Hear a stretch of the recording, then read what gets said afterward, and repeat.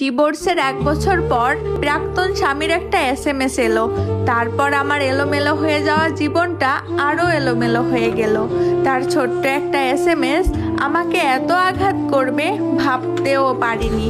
রাত 3টায় সে SMS করলো, তোমাকে ছেড়ে আমি আমার জীবনের সব থেকে বড় ভুল করেছি, পারলে ক্ষমা করে দিও। তার 5 মিনিট পর আরেকটা SMS এলো।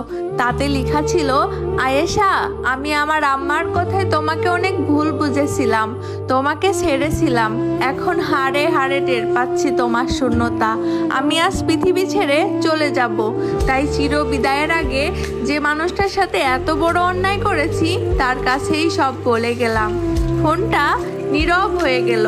আমি ঘুমের ঘরে SMS গুলো দেখে চোখটা খুলে ভালো করে পড়লাম। আমি বুঝতে পারছিলাম না কি করব। এই মানুষটাই ডিভোর্সের আগে বলেছিল, তুই আমাকে আর কল বা SMS দিলে মরা মুখ দেখবি। সুন্দর একটা সংসার ছিল আমার। 8 মাসের সংসারে বাচ্চাও পেটে এসেছিল, কিন্তু তারই আঘাতে বাচ্চাটা রাখতে পারিনি। পরনারীতে আসক্ত স্বামীকে সঠিক পথে আনতে গিয়ে অনেক অপবাদ শুনি। শাশুড়ি তখন ছেলের পক্ষেই কথা বলেছিল। এক রাতে পরকীয়ায় বাধা দেওয়ায় আমার পেটে লাথি মারে। 2 মাসের বাচ্চাটাও নষ্ট হয়ে যায়।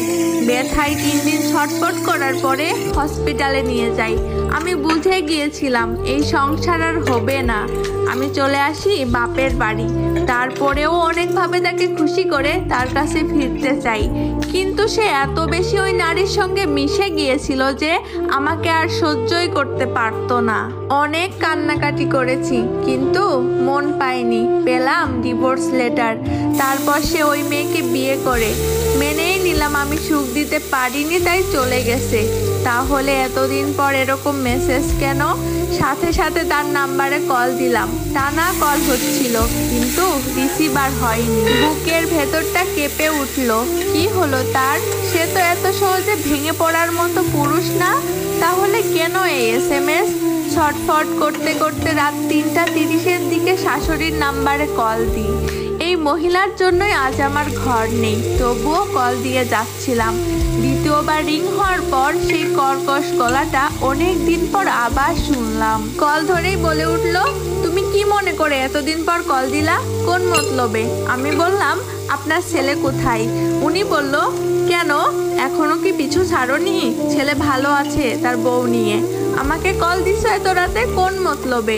আমি বললাম, এসব কথা রাখেন আগে, বলেন সে কোথায়? শাশুড়ি বলল, সে তার রুমে ঘুমাচ্ছে। আমি বললাম, তাড়াতাড়ি তার রুমে যান, কোনো অঘটন ঘটার আগে দয়া করে যান।